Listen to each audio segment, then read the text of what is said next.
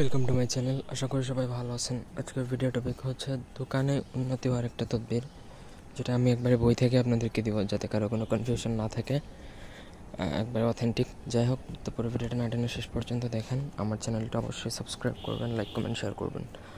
আর আপনারা যদি আমাদেরকে দিয়ে কোনো ব্যক্তিগত কাজ করাতে চান, সেক্ষেত্রে স্ক্রিনে দেওয়া নাম্বার আছে, সেই নাম্বারে চাইলে ইমো বা হোয়াটসঅ্যাপে যোগাযোগ করে যে কোনো প্রকার বান জাদুটনা ইত্যাদি বিষয়ে কাজ করাতে পারবেন আমাদেরকে দিয়ে।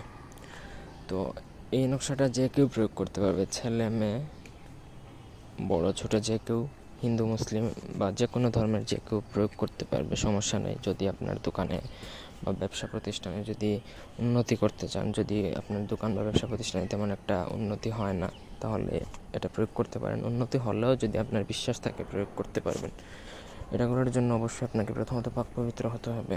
পাক পবিত্র হয়ে তারপরে আপনাকে নকশাটা জাফরান কালি দ্বারা লিখতে হবে ভোজপত্রের মধ্যে। এটা হচ্ছে সূরা মুমিনের নকশা, আমি একবারে বই থেকে দিয়ে দিয়েছি। তো আপনার এটা ভোজপত্রের মধ্যে জাফরান কালি দ্বারা লিখবেন।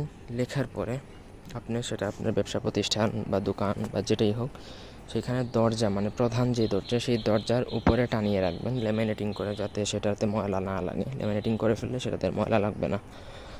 তো তারপর আপনি সেটা আপনার দোকানে বা ব্যবসা প্রতিষ্ঠানে বেঁধে রাখবেন। ইনশাল্লাহ এটা যদি বিশ্বাসের সহিত রাখতে পারেন, তাহলে এক সপ্তাহ থেকে 14 দিনের মধ্যেই আপনি রেজাল্ট পেতে শুরু করবেন।